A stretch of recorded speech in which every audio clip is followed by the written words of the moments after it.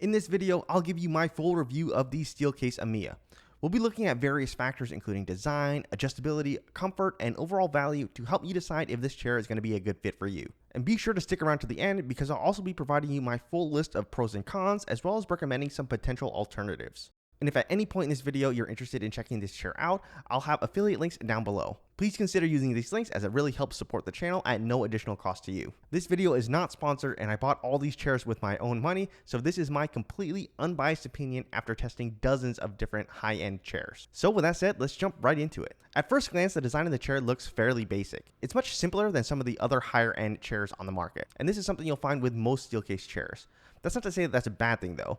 I personally really like the simplistic design because I find that it fits in pretty much any desk setup without looking too gaudy or out of place. That said, there are a ton of different upholstery and frame color options, so it's pretty easy to find something that'll fit your home office or gaming setup. I personally really like the platinum frame because I find it gives more of a modern look. When it comes to materials and build quality, Steelcase is one of the big three, right up there with Herman Miller and Hayworth. Their chairs are really well built and meant to last. In my opinion, the Amia sits right there in that perfect sweet spot within Steelcase's lineup because it has practically the same materials and build quality as their flagship models like the Leap, but at a much lower price. And just to put it into perspective, you can often find Steelcase Leap models on the used market that are over 15 years old and in pristine condition. So yeah, these chairs are built really well. The chair is also rated at a 400-pound weight capacity, which is a real testament to how sturdy and well built the chair is. Keep in mind that this doesn't necessarily mean that someone who's 400 pounds would fit comfortably in the chair. It's just kind of a measure of how much weight the chair can technically support. In terms of materials, the frame is composed primarily of high-quality plastic. This is an intentional choice rather than a cost saver as it allows the chair to flex and promote movement throughout the day. And this is the case with nearly all premium office chair brands, which favor more flexible plastic construction over more rigid plastics and metal. The Steelcase Amia offers many different upholstery options. Most are high quality fabric upholstery, but there are also some leather options as well, which will obviously cost you a little bit more. Now let's take a look at some of the adjustability options on the Amia. I'll quickly run through all of them at a high level, but we'll go more into detail into each option once we're actually talking about how they relate to the overall comfort of the chair. It has a seat height adjustment, seat pan depth adjustment, and 4D adjustable armrest if you opt for that add-on. And these are all the same features that are found on the Steelcase Leap, which is their flagship model. Where the Amia differs from the Leap is in the tilt lock, where the Amia only has two different positions, an upright locked position or a full recline position. The Amia also has a tilt tension knob that lets you control how much force is required to recline in the chair. The Amia does have an adjustable lumbar support, though it's only height adjustable with no depth adjustment. Overall, I'd say the adjustment package is pretty good on this chair. It has most of what you would expect from a high-end chair, only Steelcase removed a couple of features when compared to their flagship models, likely to save on the cost. So this is something that you'll need to consider when deciding if this chair is going to be the right fit for you. Now let's talk about the comfort of the Amia, starting with the seat comfort. So the seat on the Amia is probably my favorite out of all of Steelcase's chairs, despite not being one of the higher-end flagship models. Unlike the Leap, the Amia has a flatter seat rather than a more contoured seat shape. And in my experience, this makes it feel a bit roomier and helps distribute your weight more evenly. Now, one of my major complaints about the Steelcase Leap seat is that the contour shape kind of hugged you a bit too tight. Also, due to the contour, it made it feel like there was a little bit less padding around the tailbone area, which could lead to some pain after long sitting sessions. Moving to the flatter seat on the Amia pretty much fixed all those issues for me. In terms of the padding itself, the Amia has a fairly thin foam padding, but I never felt that I would bottom out in the chair even after sitting it for over 8 hours a day. I definitely say it leans more towards the medium firm to firm side, which is pretty much standard across most higher end office chairs. Sitting in this chair feels like you're sitting on the seat pad rather than in it, which I prefer since it allows you to freely move around and easily change positions. With softer, thicker seat pads, you'll tend to sink in, which kind of restricts your movement and overall circulation. And that's why almost all premium office chair brands use thin, firm seat pads. Like I mentioned earlier, the Amia has a seat pan adjustment feature. It has a pretty large adjustment range, so it can accommodate people with longer legs all the way up to around 6'4". One thing I will mention about the seat pan is that you can't set it anywhere you want like the gesture, but rather in multiple fixed locking positions. And though this really isn't an issue in terms of comfort, I did notice that there was some play in between each of the locking positions of the chair. Not a big deal, but I definitely noticed some movement in the seat pan under my butt, especially when I'm adjusting my position, which can feel a little bit annoying. But this isn't unique to the Amia though, and I've noticed this on pretty much every Leap chair that I've owned as well. You get a decent amount of flex with this seat, which helps promote movement in the chair. You can actually see the seat flex as I move my leg up and down. This flexibility paired with the flatter seat design means you'll feel comfortable in just about any position. Now, I'm someone who tends to lounge in my chair as well as sit in an upright tasking position. If you're someone who likes to cross your legs or tuck one leg under the other like me, then you'll have no issues doing that on the Amia.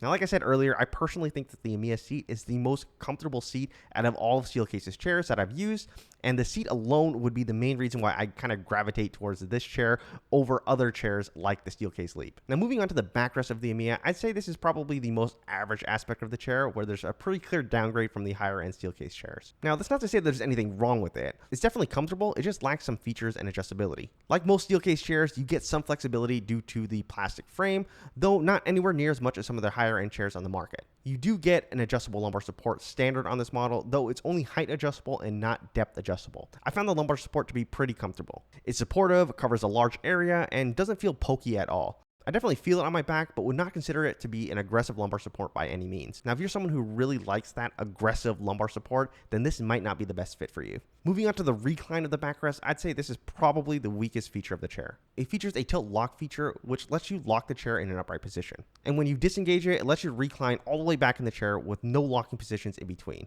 This is one of the compromises that the Amia makes compared to the flagship models that have a tilt limiter with 4 to 5 backstop positions. You also can't lock the seat in a recline position.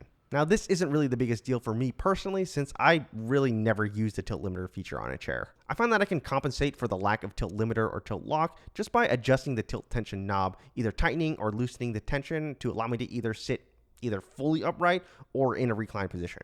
I personally like this better just because the friction of the mechanism lets you have kind of more of a suspended feeling in the chair as you recline. That said, the backrest doesn't recline as far back as I'd like. Also, the recline mechanism isn't nearly as smooth as something like a Herman Miller or a Hayworth chair. You definitely feel some friction as you come back up from a fully reclined position, so you're not really going to be able to rock back and forth that well in the Amia. Also, since the armrests are connected to the seat mechanism, when you recline back, it'll create a bigger space between the arms and the backrest, unlike some other chairs where the arms recline back with you. Though that's not the biggest deal since the armrests have a very wide adjustment range. You'll just need to manually adjust the arms accordingly every time you want to recline back in the chair. Now, speaking of the armrests, the Amia has some of the best armrests I've used on any office chair if you opt for those 4D armrests, which I definitely recommend you do. These are the same armrests that are found on the Steelcase Leap. They have height, width, depth, and pivot adjustments, allowing you to position them basically however you would need. The height adjustment has a really good range of motion. They even go low enough so that you can get them completely out of the way when you're not using them. This is great because it lets you push your chair underneath your desk to save space,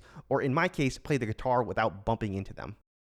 All of the adjustments are really smooth, yet require an intentional amount of force to move, so you won't really need to worry about accidentally knocking them or bumping them out of position. As for the arm pads themselves, I find them to be very comfortable. They have a good amount of softness, so you can really dig your elbows into them without feeling any discomfort at all. One thing I did notice about these armrests though is that there's a bit of play and wobbling, especially when they're raised all the way up. Though for me, this was never actually an issue when I actually have all my weight resting on the armrests. Now, I'm someone who often pushes off the armrest, either when I'm shifting positions or just to get up out of the chair. And I can basically do a dip on these armrests with no issues and feel perfectly supported. So now let's talk about value. Now, despite being Steelcase's value pick in their lineup, there's no doubt that it's still a really expensive chair. If you want to buy it new from Steelcase, it'll run you upwards of $1,000. But what are you actually getting for your money, and is it ultimately worth it? Let's start by talking about some of the policies that you're going to get. Now, Steelcase offers one of the best warranties out of any office chair brand, probably second only to Herman Miller. Since the Amia is a part of their high-performance seating line, you'll get a 12-year warranty,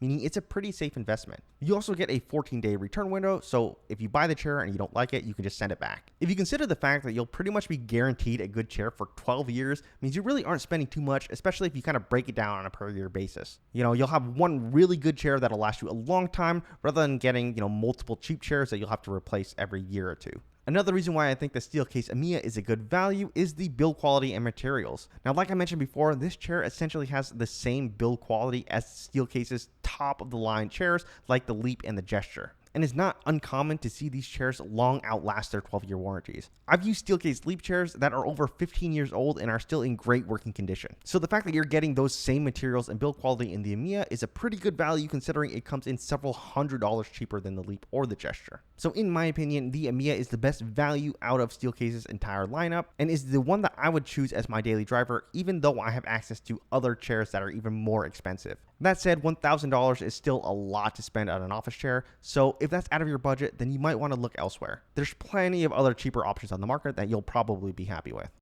So now let's break down my full list of pros and cons with the Amia, starting with the pros. First is materials and build quality. This chair is built really well, has the same build quality as the higher end chairs, even though it's significantly cheaper, so it'll definitely last. Next is flexibility. The chair uses a plastic design, meaning it's very flexible and allows you to kind of move around in the chair. Next is seat comfort, and this is probably one of the most important factors for me personally. I've said it multiple times, but I think the Amia has the most comfortable seat out of any Steelcase chair. It has a flatter, more spacious design, and I can sit in this chair for over 8 hours every single day. Next are the armrests. I think the Steelcase Amia has some of the best armrests on any office chair. These are the same armrests that are found on the Steelcase Sleep, and I think the only other armrests on the market that are even comparable to these are the ones that are found on the Steelcase Gesture, which is another Steelcase chair. And finally, the warranty. Steelcase has one of the best warranties out of any office chair brand. You're fully covered with a 12-year warranty, and you have a 14-day return window, so if you buy the chair and you don't like it, you can just send it back.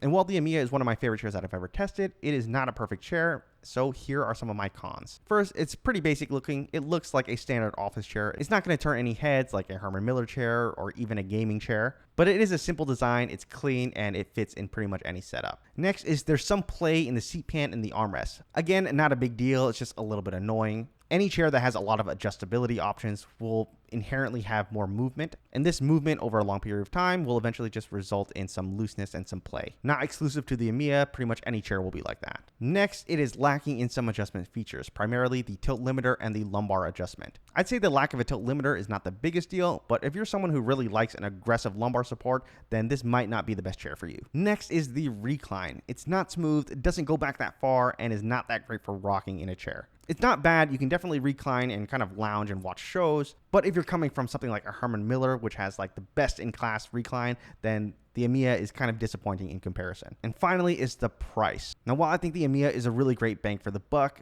there's no denying that $1,000 is a lot to spend on a chair. And if $1,000 is a little bit out of your price range, that's completely understandable. There's plenty of other options out there that are significantly cheaper that will still get the job done. So if you guys are interested in checking this chair out, be sure to check the link down in the description. I'll be sure to keep it updated with the latest sales information available to help you save as much money as possible. I'll also have some links down there for some reputable refurbished models, so if you're comfortable buying a chair that's not brand new, you'll have some options where you can save even more money. Now, throughout this video, I made a lot of callouts to other Steelcase chairs like the Steelcase Leap, so if you're interested in learning more about that chair, you can find my full review by clicking here.